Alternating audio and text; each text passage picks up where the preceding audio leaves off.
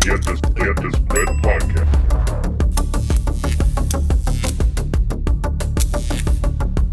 All right, we're live. Get This Bread, episode 3. Welcome to the podcast studio. I'm here with Ed. Ed, it's a rainy day out, my man. It is.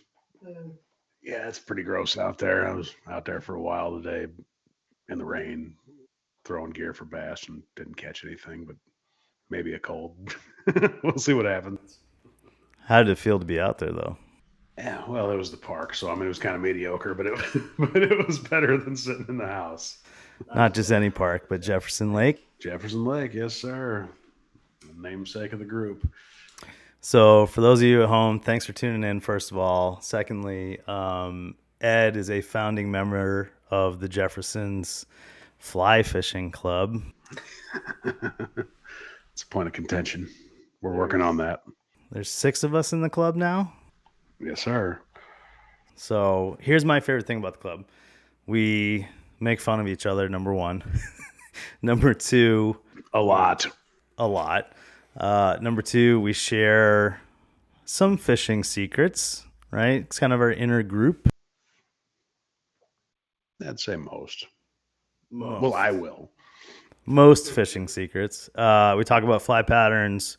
We talk about gear that we like and we don't like. One of the things I really want to get into with you today is about your perspective on gear.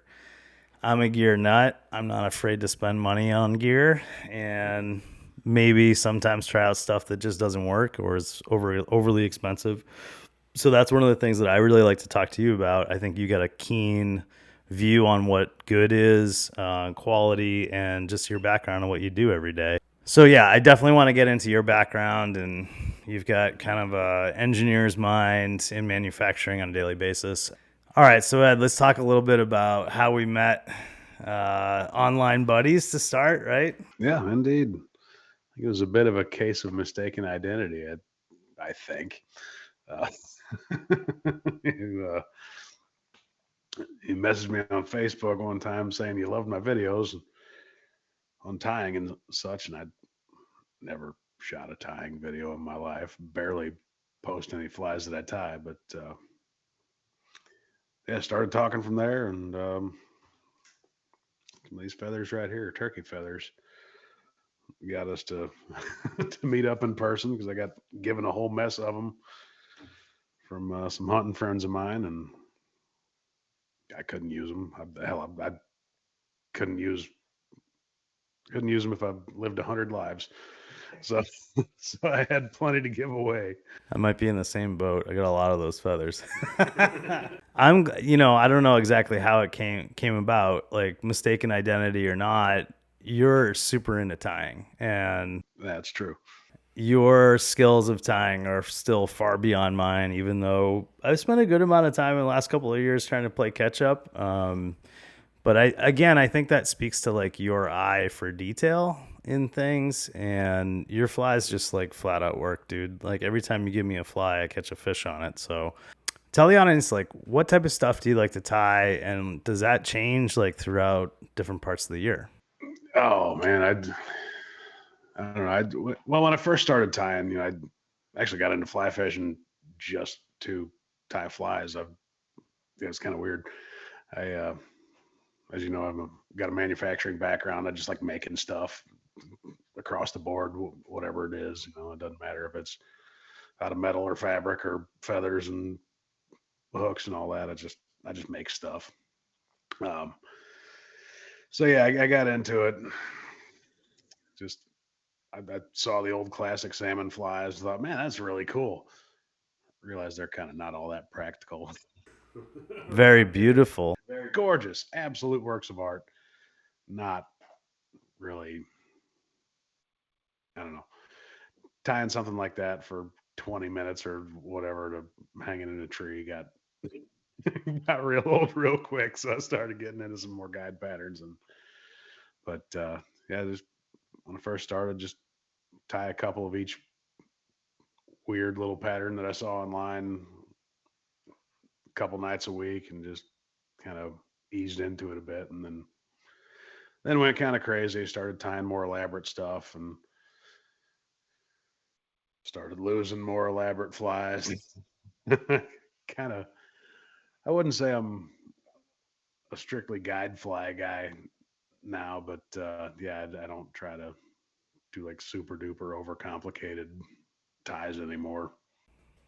I think that's kind of where all of us end up eventually, right? Yeah, I think, but having the ability to do it is cool. You know, it's neat to tie real arty flies, but when you catch just as many fish on a couple pieces of squirrel strip tied to a hook versus something you spent 2 hours meticulously crafting and getting all the proportions just right, it's almost disheartening.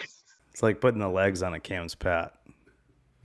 I just throw those damn things on there. Oh yeah, let's just give it some wiggle. It doesn't matter where it's at. It's just as long as it's got 6 of them or more, you're Yeah. good to go.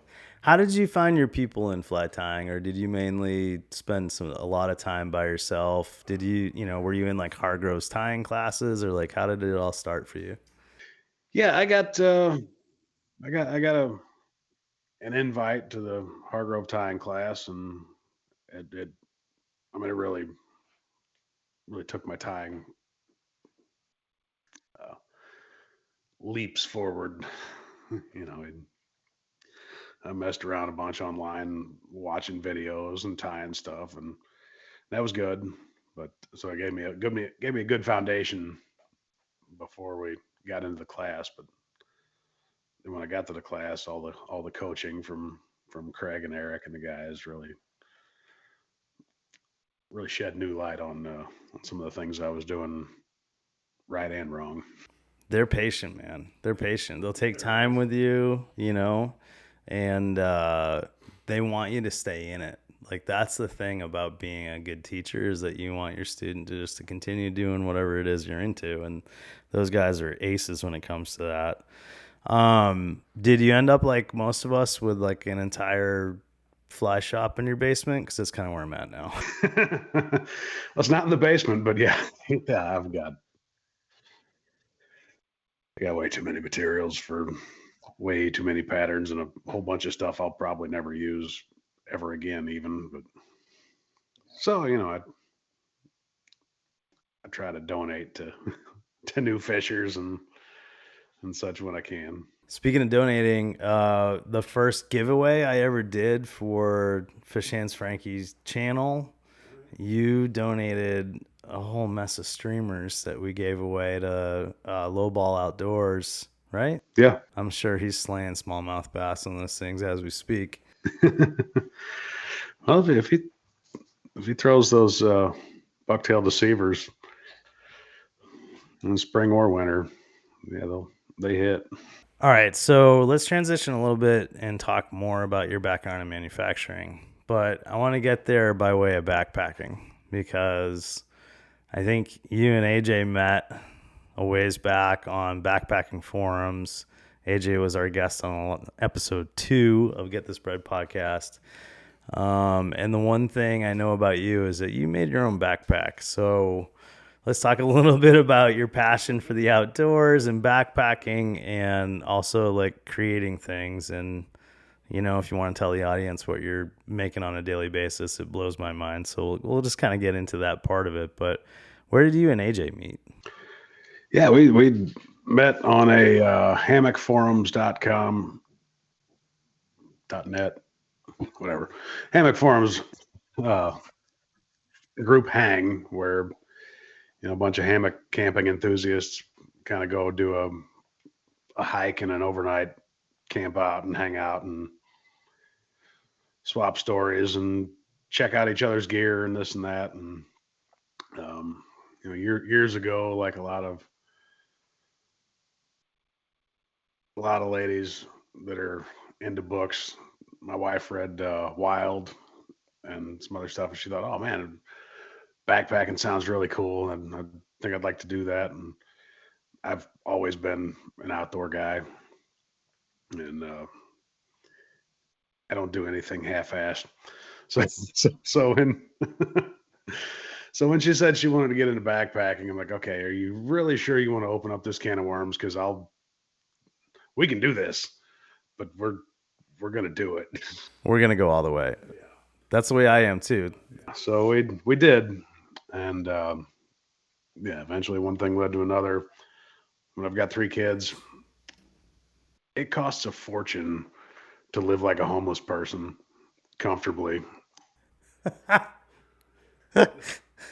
So I figured, it can't be all that hard to make most of this stuff, especially for somebody that makes stuff every day for a living.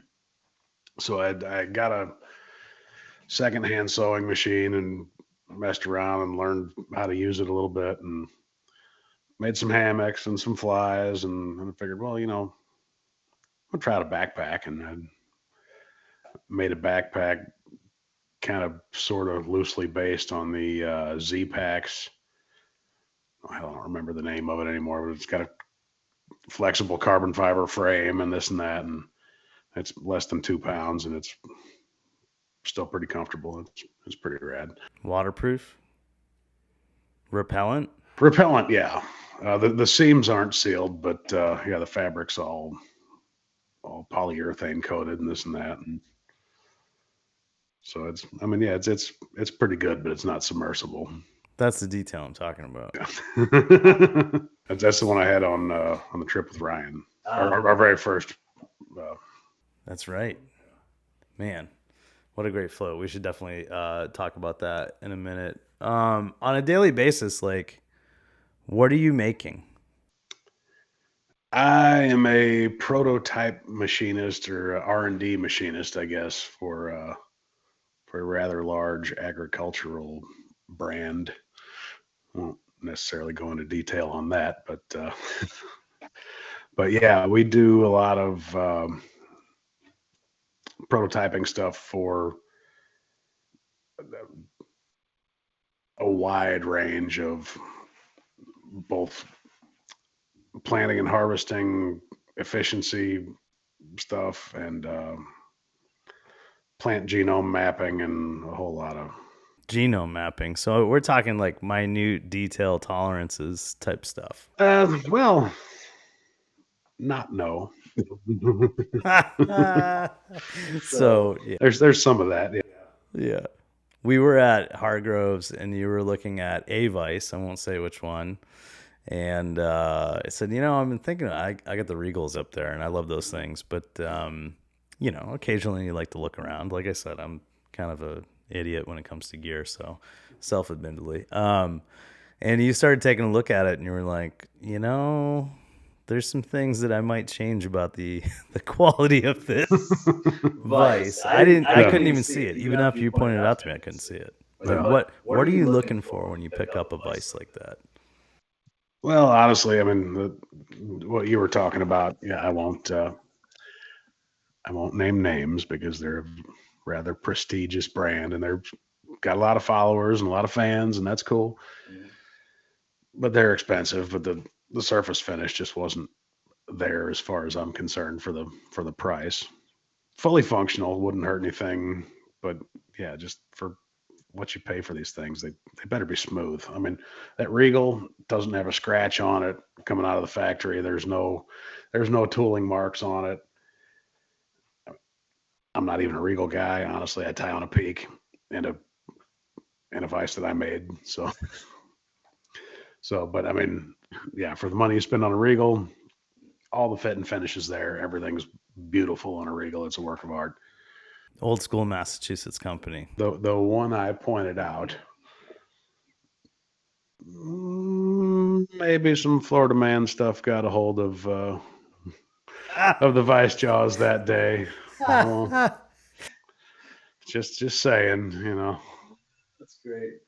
Good vices, but not always beautiful. Consistency and quality matching the price, I guess. Yeah. We I think we share a real appreciation of beauty in gear.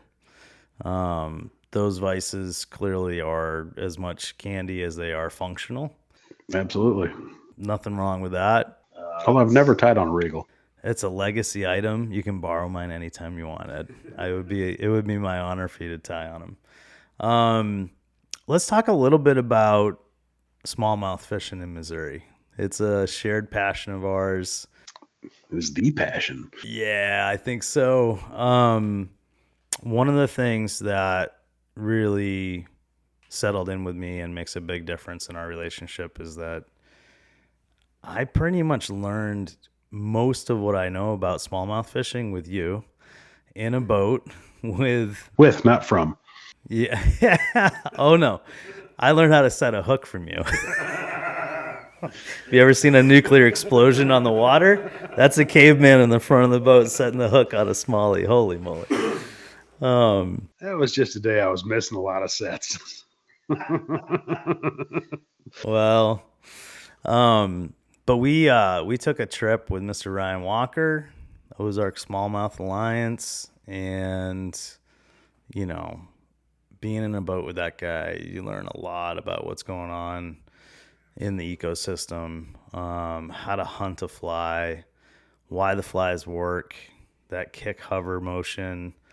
What part of the water column do you even be thinking about with different fly lines? The list probably goes on, but those early trips together are just burned in my memory. Like every single minute of those trips, just being out there in the Ozarks together. What was that experience like for you, and why do you love chasing smallmouth in the Ozarks?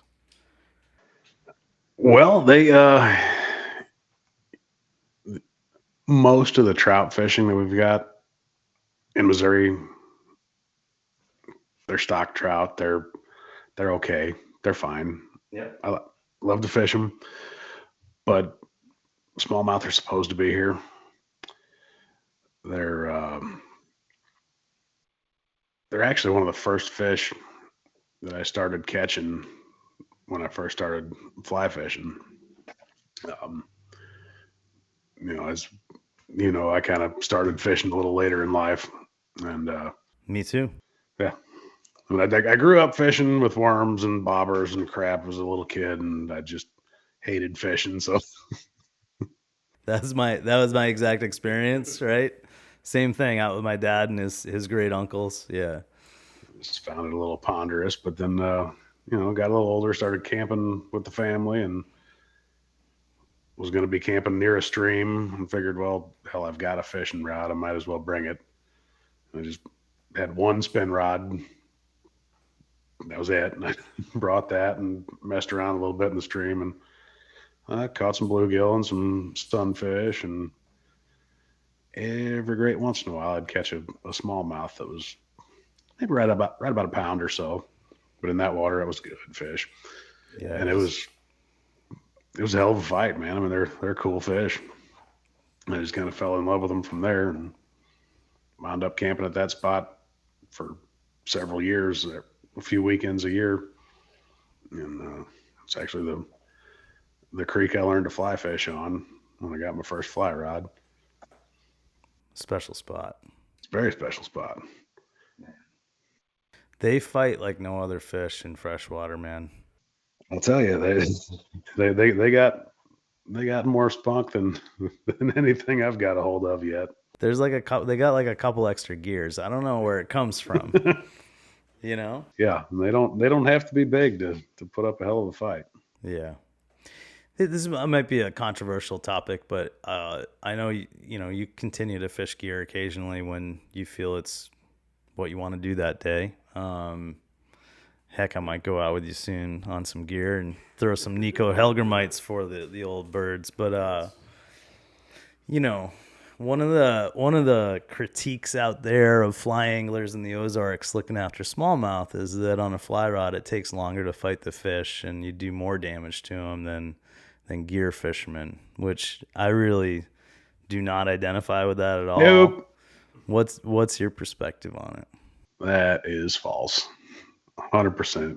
Because one, we're not throwing live bait on a fly rod ever, so they're not hitting it as hard. At least our group, we're not throwing like 3 weights or ultralight tackle for them. We're usually throwing 6, 7, 8 weights and run like 12-pound tippet and snatch them in, get them unhooked, get them back in the water. It's 7 weights and 20-pound, baby. 20-pound might be a little heavy, but My double deceiver's been getting too big recently. But I totally agree with you. I think it's a complete falsehood that fly anglers fight these fish too long. It's really important to conserve this resource. And, I think we do a good job making sure we got nets with us, keeping those fish in the water, and making sure that they're protected. Yeah, we do for sure. I've definitely heard a different story from some other people, particularly in the online crowd. And like, oh yeah, fought this fish for 40 minutes. I'm like, what are you doing? Holy smokes. You didn't fight that fish for 40 minutes. You killed that fish for 40 minutes. But I don't know. Can't tell some people anything. It's the only thing worse than that's trying to eat one. Yeah. Which I have, but not for a long time. Well, I think like anything in the outdoors community, there's a lot to learn, right? And unless somebody spreads the word to you about how long it takes to grow a native smallmouth here in Missouri, you're not going to know. Yeah, it doesn't make sense that a foot-long fish is 7 or 8 years old, but right. But that's the case. I've actually got a guy at work that he's a gear guy, and he loves to fish smallmouth on ultralights, and we just got into talking about it, and he's like, oh man, I love eating smallmouth. They're delicious. They're so good. And I'm like, they are. You're fishing the same water I am, though. Do you know that when you get a 4-pound smallmouth, that thing's close to 20 years old? And he's like, no, I had no idea. I'm like, yeah, I brought up the Missouri Smallmouth Association chart, or the growth chart deal, and he says, oh man, they're too much fun to catch. I don't think I'm going to eat another fish. What a gentleman. Cool, man. That's all it takes, though, is just sharing that information. And think about the way, I mean, obviously it's a coworker, so you're not going to be like, starting to throw stuff at them. No. Get outdoors, nerd. But you're, so like you're going to handle that situation delicately. But I think that's a good example of how we should treat all anglers. Like give them an opportunity to, partake in the information that we've been shared, and make a better decision, Yeah, for sure. Yeah. Well, I'm glad that you did that. And for anybody listening out there, if you don't know how long it takes to grow a smallmouth here in Missouri, there's growth charts out there. Most of the fish you're going to pick up are going to be, 10 to 20 years old if you're getting into the upper class. Yeah, if you're getting big fish, they're old. Yeah. Maybe not 20, but like 15 is legitimately like probably a 20-inch fish, right? Yeah, absolutely. I still haven't boated one yet, by the way. Me neither. I've got some intel. We just need a way to get there. So that, look, 20-inch fish, boating one. Why don't you and I go take a trip where we both get one? Is that possible? I'm in, man. You got the spot. I got the rods, man. Let's get this bread. I don't know if folks know where this saying came from. Hell, I don't. Yeah, I'm not sure that I do either. I saw something online about it, and we were getting ready for the trip with Ryan, and he's like, "Man, let's go get 20-inch smallmouth today." And I was like, "Let's get this bread." Sometimes I just say stupid stuff, and I like to just keep repeating it until it's a thing. So here we are. Funny enough, if you search it online, there's a lot of like goofy fake rap songs about getting this bread. It has nothing to do with fishing at all, but some of them are kind of entertaining if that's your thing. I might try to license one of those because I think it would be hilarious. I know the one you're talking about. It is unbelievably funny. All right. Well, we got a little bit of time left. I'd like to keep this episode kind of short because the next time you come back, I'm hoping you'll come back to the studio. Should be after we go fishing together. Yeah, I'm in. But is there any conservation topics or anything else that is, top of mind for you that you want to talk about and make sure people know about here locally in Missouri?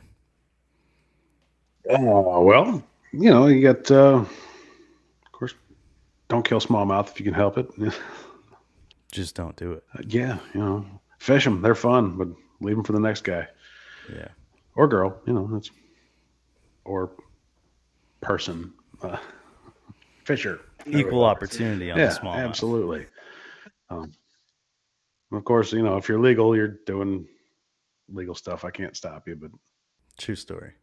Do everybody a favor. Pack it in, pack it out, man. If you brought stuff in, don't leave a wad of mono laying on the bank. Don't leave a can of worms sitting on the bank. Don't leave a bunch of beer cans sitting by a fire pit on a gravel bar. Yeah. Just be a decent steward of the resource. Let's see here. I went fishing last weekend, and I went wading for smallmouth in a little spot that I know about near a cabin that we like to rent occasionally. And there's a decent amount of canoes and floaters that come through that area. And I'm fishing this nice little hole, and no luck, of course, and that's fine. But I look down, and there's a full white claw in the bottom of the river. I'll be damned if I'm leaving that thing behind. I was wet wading, and it was pretty cold out when I was out there, but I went full send to get that thing out of the river and packed it out. It's those little things that add up. Now, absolutely. I'm not saying that somebody dumped that white claw over the side of their boat on purpose, because accidents happen, right? Absolutely. You get turned over in your cooler dumps, and you do what you can to pick everything back up. But you're trying to save your life, first of all, and make sure everybody's safe around you. You do the best you can, but that river's flowing, and so I think it's up to all of us to try to just help out, because accidents do happen. It's not always malicious or kids out there getting drunk. It's sometimes it is just something slipped out of the boat, and hopefully one of us is out there to come by later and pick it up and make sure that that waterway is clean and like it was before that happened. But I think we have a wonderful resource here locally. Maybe a little bit more drive time than I'd love heading out of St. Louis to get into some of the spots we like to fish. But one of the things AJ brought up in the last episode was just the drive to the water and the drive home, and that time together. That is a good time. Get amped up for the day in the morning and reminisce about the day on the way home, unless you fall asleep. It's happened more than once. I love to fall asleep on a drive home. First of all, I'm not afraid to drive. Like, I'm happy driving, but I will very likely fall asleep if I'm not driving on the way home. We got a little bit of a delicious Mexican spot that we like to go to on the way home. Yeah, the wife just happened upon this place on the way back from a trail build event with the Ozark Trail Association. Check them out if you're interested in getting outside in the Ozarks. Just starving after a bunch of work one day down there, and stopped off looking for something. This little joint called El Nopal, and was that Sullivan? Yeah, Sullivan. Spot burn. Mexican food spot burn. It's actually okay. We want people to go to El Nopal, so it's always there for us on the way home. Yes, indeed. There's always plenty of seating. They've got phenomenal food, and it's cheap, and the staff's great. All right, Ed, why don't we wrap it up here? We've shared a delicious place to eat. We've shared our love of smallmouth together. We talked about conservation locally. Talked about your background and the love of the outdoors. There's only one thing left to do. We're going to get this bread? Let's get this bread, baby. Thanks for coming on. Thanks for having me, bud. All right. Have a good one, everybody. We'll see you on the next one. The Get This Bread podcast.